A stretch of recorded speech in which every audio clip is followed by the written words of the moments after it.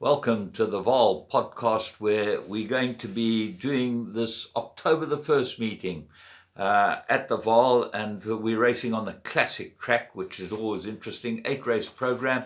We kick off at 10 past 12 with race 1. The pentometer is 20, which means the course is firm and going to be running fast. 6.5 meter false rail with a spur at the 600 meter mark, which means that the horses are going to be able to get a run wherever they need to. So let's have a look at the racing, and I think that there's some good opportunities here today. We kick off with, as I say, a maiden plate at 1600 meters, and this is quite open to start off the day. The favourite is Nimitz, and he's been disappointing, but he gets the blinkers because his first run was cracking. His second run, he didn't show much at all, just ran on one pace. Gets the blinkers, the son of Captain Al, bred to go every yard of this way out of a Giant's Causeway mare. I think the big danger is Tunnel of Love. I really liked the way this horse was shaping up, and then went to run in a decent race in Durban. He's come from a break and he's drawn 12. That's not in his favour. And as a result, you've got to actually fancy Nimitz. But it's not cut and dried there. Sell High looks like he's improving. And Latin Opus, this horse has run particularly well over the course. Twice he gets a 4-kilogram claimer. He's drawn 3. He looked like he needed his last run badly, and he's a big runner here. Semper Fi is number 5 on the card, gets the blinkers, and there's the third run after a rest, so he's worth including. He does look to have to find a few lengths with a couple of these. Race 2, maiden plate, fillies and mares that go 1600 meters, and the favourite here is Makali, and you can't really go against this. So Warren Kennedy rides, has run 2 cracking good races and should be able to win this very easily. If there is a danger, it might be number 8, Chrissy's Gold. This looks to improve quite a lot. It didn't run a bad race first time out, and certainly looks to be a big improver. By chance is improver. Queen of Souls run 1 good race and course and distance suited and doubled over, has got some form. So you've got to stay with Makali from the Candice Dawson yard. Race 3, fillies and mares, they go 1600 meters. I make it an absolute 3-cornered contest. My top choice is number 6, Piccadilly Square. Unluckily beaten last time, caught on the post. The jock maybe went a bit early, but Carl Zechner will know a lot more about her this time.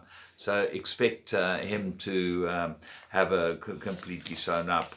Rachel comes back from a break. That's not in her favour. No More Words, third run after rest and improving, and Wordiness. Put that into all your play, drawn 1.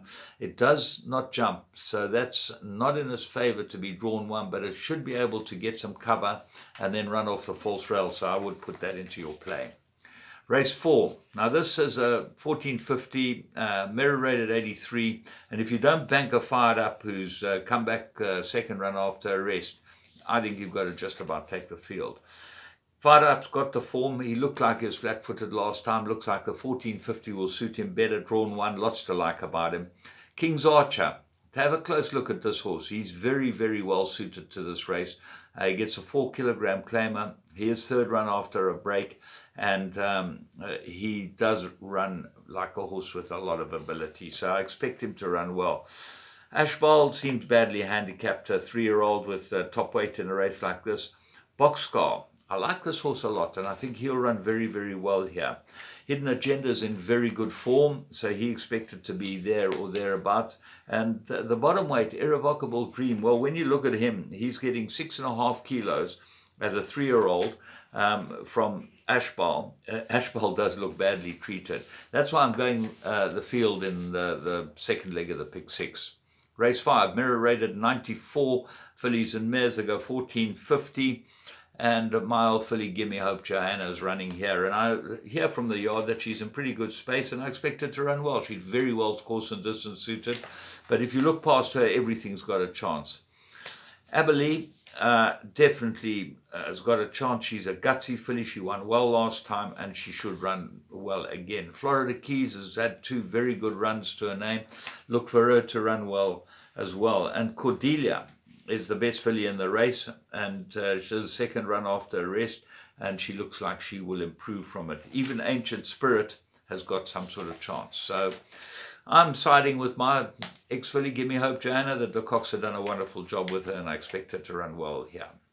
Race 6,000 meters, graduation plate, and this looks ready made for Mythical Bolt.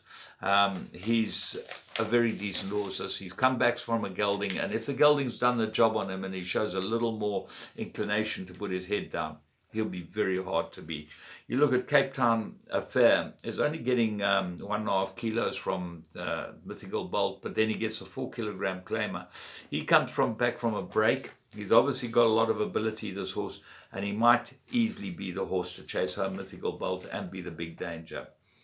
Otacus from the Kuni De Beer stable, well, won its last start very well and certainly comes into the race with chance. And Scoop might be a lot better than expected. He's had 3 runs on the course, and with the jockey, he's won twice and run second once. So Ryan Munger gets him extremely well, and he certainly goes well over the distance.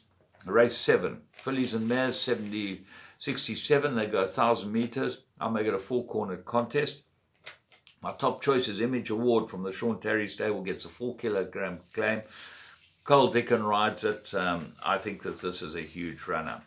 What are the dangers? Well, True Charm looks like she's got tremendous amount of ability, this filly, and expect her to run really well here. I know she won at Flamingo Park, but she didn't run in 2 bad races her next 2 starts.